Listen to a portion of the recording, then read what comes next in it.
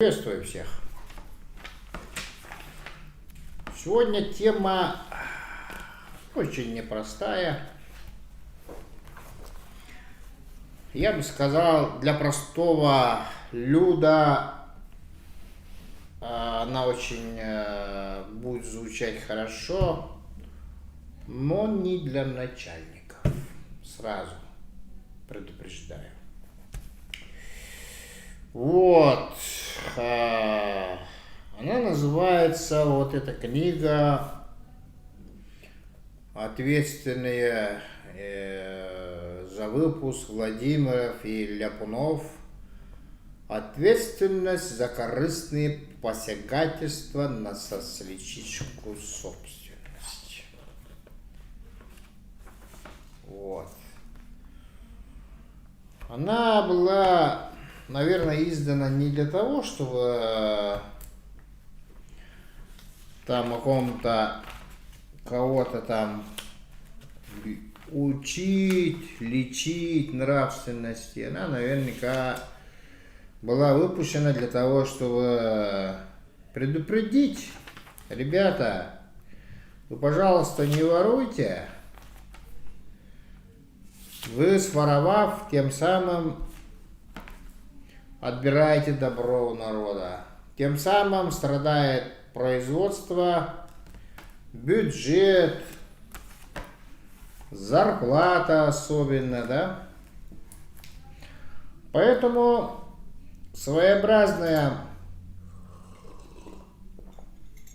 того времени вот работа, да, она, конечно, дает нам понять о том, что все природные ресурсы, особенно об этом говорил Ленин, вот, это есть естественные производительные силы общества. То бишь, если сравниваем мы с нынешним периодом жизни нашей, да, то, что сейчас происходит, природные ресурсы-то переданы в частные руки. То есть, согласно этой книге, как Ленин рассматривал, да, это есть народное добро, да, вот. Вот мы здесь читаем, да, Карла Маркса. Если сам предмет труда уже был, так сказать, профильтрирован предшествующим трудом, то мы называем его сырым материалом. Например, уже добытая руда, находящаяся в процессе промывки. Всякий сырой материал есть предмет труда, но не всякий предмет труда есть сырой материал. Предмет труда является сырым материалом лишь в том случае, если он уже претерпел известные изменения при посредстве труда. Поэтому вот здесь как раз таки мы указываем, да, что становятся эти все вещи имуществом, приобретает товарно-денежную форму и в пределах, установленным советским государством, могут быть предметом гражданского оборота. Вот, например, почти всех видов добывающих промыслов: рыбного, охотничьего, лесозаготовительного, старательского и другие, да. Вот здесь что хочется отметить, да, что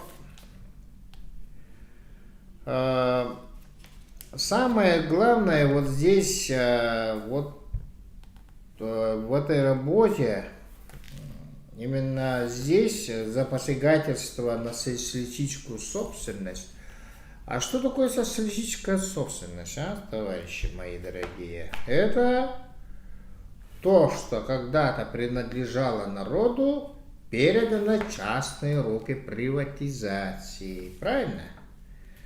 Поэтому вот тут как раз отмечается, что корыстное завладение золотом, золотоносной породой или концентратом образует хищение государственного имущества, когда субъектом преступления выступает не только рабочие или служащие предприятия, но и любые частные лица при условии, конечно, их осведомленности об особом месте совершения деяния. В этой следует заметить, что территория государственного золотодобывающего предприятия понятие условное, да? Что мы хотим этим сказать, товарищи мои дорогие? Я выступаю перед вами как коммунист, да?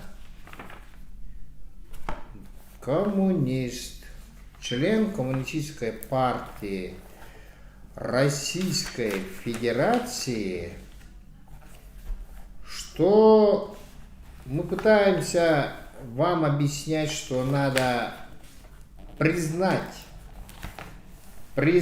все природные ресурсы, национализировать, то есть, да, по-другому это называется вернуть собственность государства.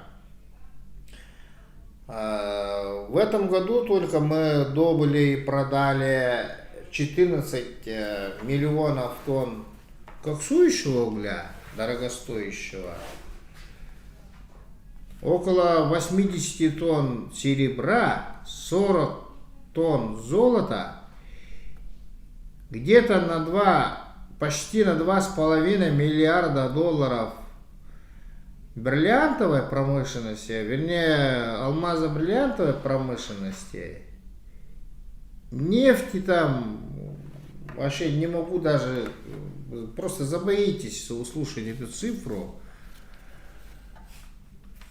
А всего наш валовой внутренний продукт, который был должен достаться народу, 1 триллион 200 миллиардов рублей,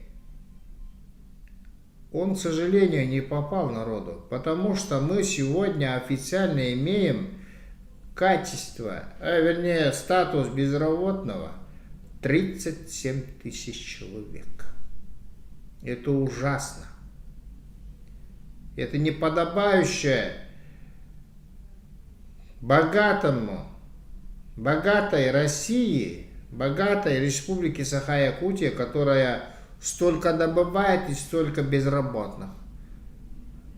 Можете возразить мне, что это есть естественная безработица, как правительство придумало такое нехорошее слово. Вы, оказывается, естественно, безработице находитесь.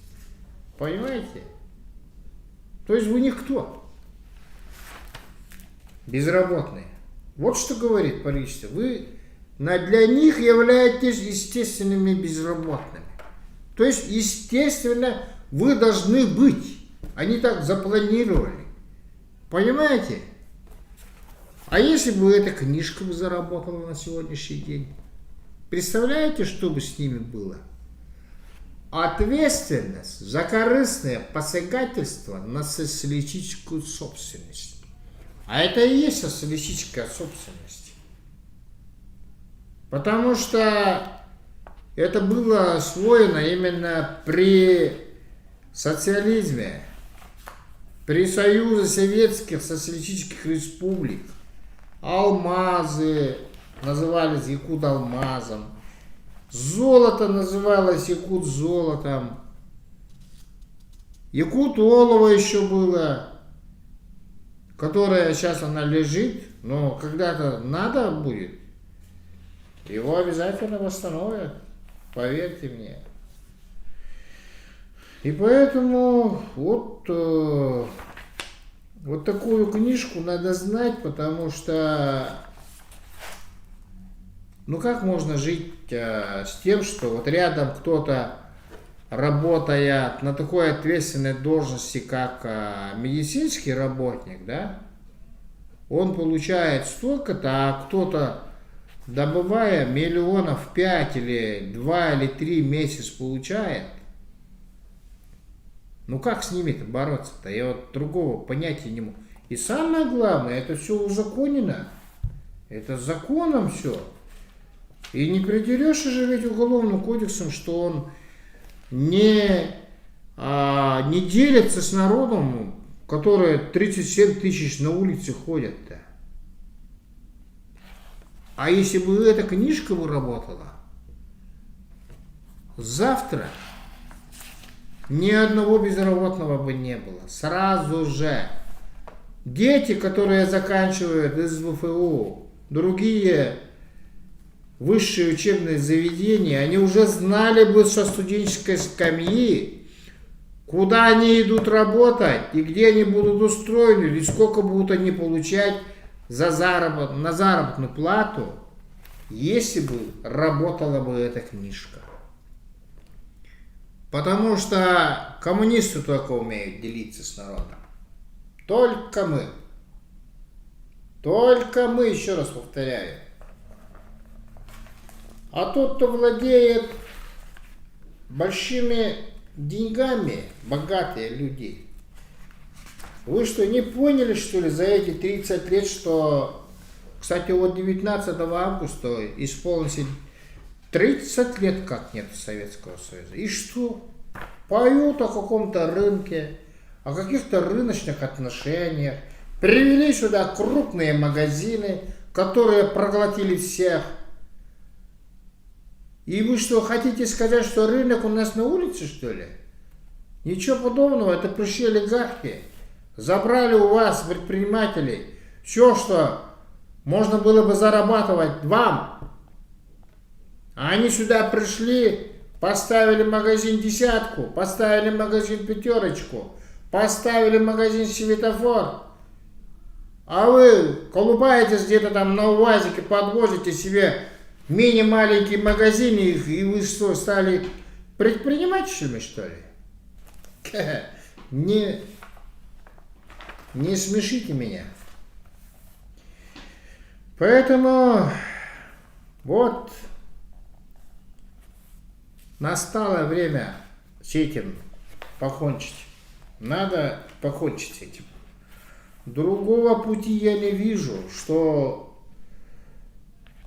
должны прийти к власти коммунисты, а именно в Государственную Думу, потому что Государственная Дума только пишет законы. Только там будут законы, которые будут работать на народ. Пытались мы как-то провести законопроекты о заработной плате того же табунщика коневода. Оказывается, вы, табунщики коневода, вне бюджета Российской Федерации законом установлено, что вот у меня есть ответ за подписью заместителя председателя правительства Республики Саха-Якутия. Оказывается, вы, согласно бюджетного кодекса, вы не входите в бюджет. Тогда вы куда входите-то? Вы чьи люди-то вообще? Скажите мне. Вот что наделали за эти годы партия, которая называет себя провластной. Семья переписали, вот, конечно, они по 300, по 400, по 500 тысяч получают зарплату. И что вы хотите этим сказать? Все забрали у вас. А вы постоянно, я что, не знаю, что ли? Вы постоянно издеваетесь над коммунистами. Коммунисты людям землю дали, работу дали, крестьянам все, рабочим, пожалуйста, фабрики, заводы, все зарабатывали как один человек. Поэтому, согласно этой книжке, чтобы вот такое больше не повторялось, чтобы нам вернуть нашу социалистическую собственность именно народу, бесплатным образованием, бесплатной медициной и так далее, даже бесплатной ветеринарией. Мы должны прийти, обязательно выходите на выборы только. Не сидите дома, не лежите на диванах. Приходите и проголосуйте за Амосова Петра Револьдовича. А мы это все приведем в соответствие. Спасибо.